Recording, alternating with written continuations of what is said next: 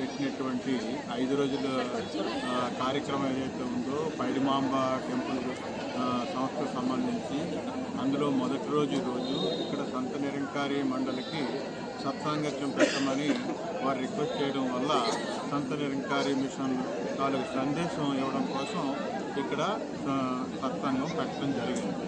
దీంట్లో అనేక వందల మంది మహాత్ములు పాల్గొని వారి వారి సందేశాలని ఇచ్చారు. ఇక్కడ ఏదైతే చెప్తున్నారో దీన్ని సత్య సందేశం అంటారు. ఎందుకంటే భగవంతుడి సత్యం, మరి సృష్టి అంతా కూడా మిథ్య కనుక సత్యమైనటువంటి భగవంతుని తెలుసుకుని ఆ భగవంతుని గురించి చెప్పేది ఏదైతే ఉందో అది సత్యము, సత్యవాక్యము అని శాస్త్రాలు చెప్తూ ఉన్నాయి.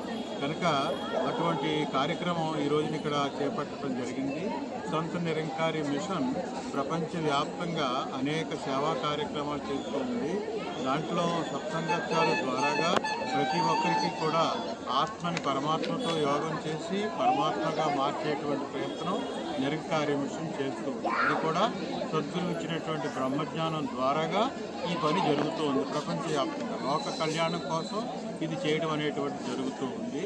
అలాగే బ్లడ్ డొనేషన్ క్యాంప్స్ సంవత్సరం పొడుగునా కూడా మరి దేశంలోనే కాకుండా ఇతర దేశాల్లో కూడా కండక్ట్ చేసి మరి నిరంకారి మిషన్ ఉన్నటువంటి ఆధ్యాత్మిక సంస్థలు అన్నిటికంటే కూడా ఎక్కువ బ్లడ్ని డొనేట్ చేసినటువంటి సంస్థగా లిమ్కా బుక్ ఆఫ్ వరల్డ్ రికార్డ్స్లో కూడా దీని పేరు ఉన్నది.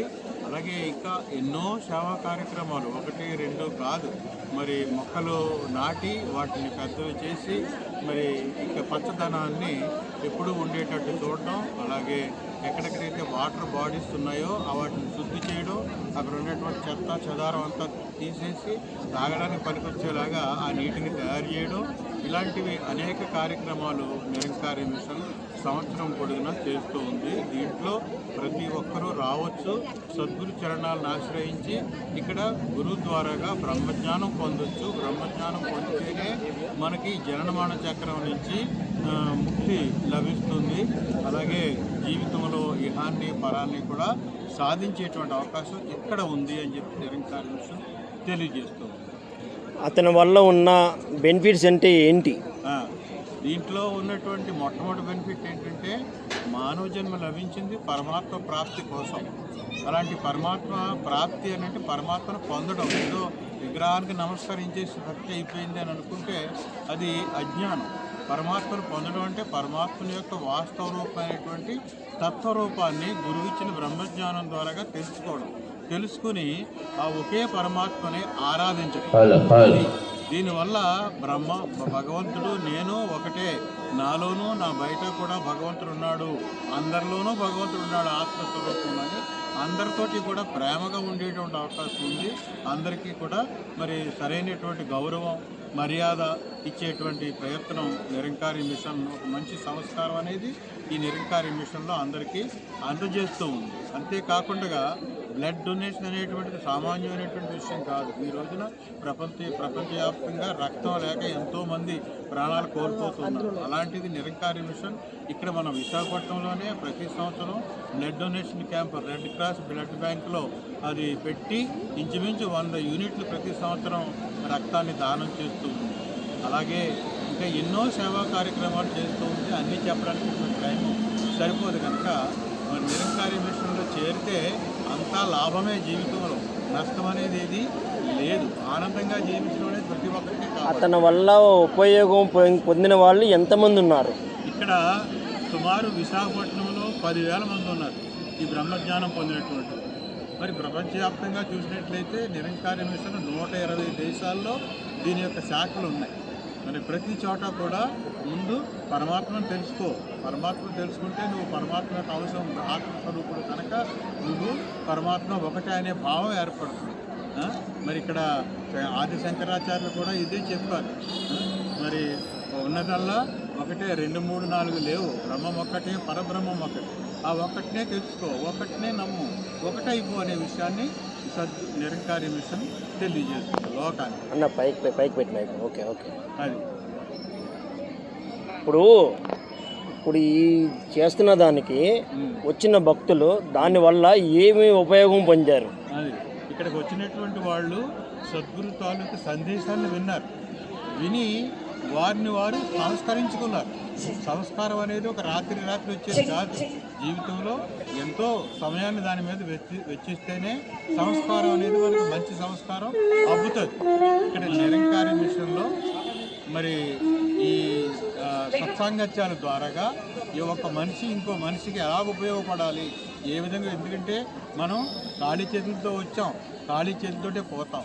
ఇక్కడ సంపాదించినదంతా కూడా ఎంతో కొంత మంచి పనులకి చేసి మరి అందరికీ ఉపయోగపడేలాగా ఉండమని సద్గురు నేర్పుతున్నారు. సద్గురు నేర్పుతున్నారు. వాళ్ళు వచ్చిన భక్తులు దాన్ని ఏ విధంగా పాటిస్తున్నారు? దాన్ని వచ్చినటువంటి భక్తులు పాటించిన వాళ్ళు దాని లాభాన్ని పొందుతున్నారు. మరి వచ్చిన వాళ్ళు అందరూ పాటిస్తున్నారా లేదా అనేది మనం చెప్పలేం కదా. అది కూడా మనం తెలుసుకునే బాధ్యత మనకి ఉంది కదా. అవును, తెలుసుకుంటున్నాం కదా. తెలుసుకునే ఇంకా ఇలాంటి సత్సంగత్యాలు ఎక్కువగా పెట్టి అందరికీ ఒక అవగాహన వచ్చేలాగా నిరంకార మిషన్ ఎప్పుడు పనిచేస్తూ ఉంది. భక్తిలో ఉన్నతమైన భక్తి ఏమిటి అని అంటే భగవంతుని తెలుసుకుని చేసేటువంటి భక్తి ఏదైతే ఉందో అది ఉన్నతమైనటువంటి భక్తి.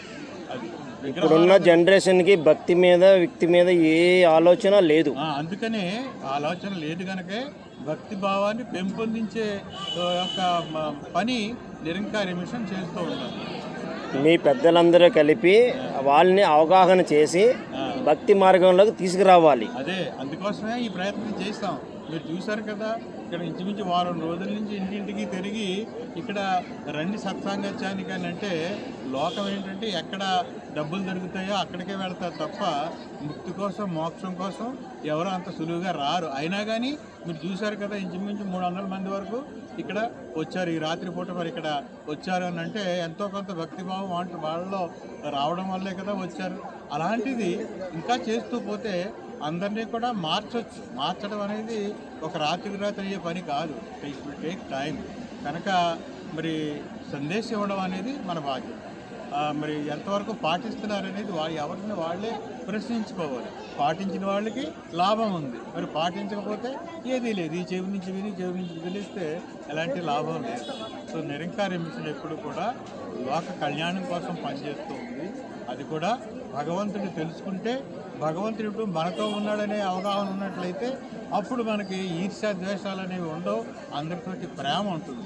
నిరంకార మిషన్లో మొట్టమొదటి నేర్పేది ప్రేమ. అది కూడా నేననేది ఏంటంటే భగవంతుని మీద జ్ఞానం లేదు, ఆలోచన లేదు, అంతా డబ్బుమయం, అంతా పరుగు పరుగు పరుగు అని వెళ్ళడం, ఏదైనా వస్తుందా లేదా, అదే ఈ రోజు నాకు వచ్చిందా లేదా అదే డబ్బు అనే యాతన మీదే ఉన్నారు. దైవభక్తి ఎవరికీ లేదు. డబ్బు సంపాదించడం కోసం రాత్రి పగలు పని చేయమన్నా చేస్తాడు, కానీ మరి డబ్బు అంతా ఇచ్చినోడెవడు? భగవంతుడు కదా. వాడిని తెలుసుకోవడం కోసం ప్రయత్నించాలి కదా. చూడండి, మనకు దాహం ఇస్తే ఎవరైనా గ్లాసు మంచినీళ్ళు ఇస్తే థ్యాంక్స్ అని చెప్తాం, కానీ భగవంతుడు జీవితాంతం అన్నీ ఇస్తున్నాడు కదా. అలాంటి భగవంతుడు తెలుసుకొని భగవంతుడికి థ్యాంక్స్ చెప్పాలనేటువంటి ప్రతి ఎవరికి వారికే ఉండాలి. ఇప్పుడు అవగాహన లేకే కదా తల్లిదండ్రులను చూడట్లేదు, పిల్లల్ని చూడట్లేదు, భార్యల్ని నడంగా చూడట్లేదు. మీరు కరెక్ట్గా చెప్తూ ఉన్నారు. అలాంటిది ఒక అవగాహన తీసుకురావడం మంచి మరి ఒక సందేశం ద్వారాగా మంచి సంస్కారాన్ని మరి మీ పెద్దలందరూ మరి అందరూ కోలుకొని అదంతా సబ్స్క్రైబులు చేసి మొత్తం అంతా స్ప్రెడ్ చేస్తే అవగాహన వస్తుంది. ఇప్పుడు పిల్లలు ఎవరు మాట వినే పరిస్థితిలో లేరు. పిల్లలు మాట వినే పరిస్థితి లేదు.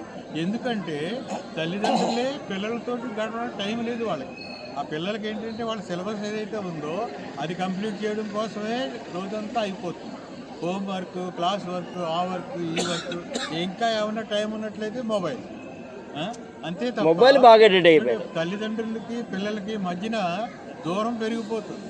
ఎందుకంటే ఒకళ్ళొకళ్ళు మాట్లాడుకునే పరిస్థితి లేదు, మంచి చెడ్డలు చెప్పుకునే పరిస్థితి లేదు. మరి మా టైంలో అలా కాదు. అందరూ చోట కూర్చునే వాళ్ళు, చెప్పుకుని మంచి చెడ్డలు చెప్పుకునేవాళ్ళు.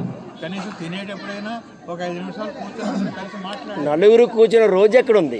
ఇప్పుడు ఎక్కడ లేదు రోజు. పరిస్థితి ఇలాగుంది లోకంలో. పరిస్థితి ఇలా ఉంది అని అంటే దానికి కారణం పెద్దలే.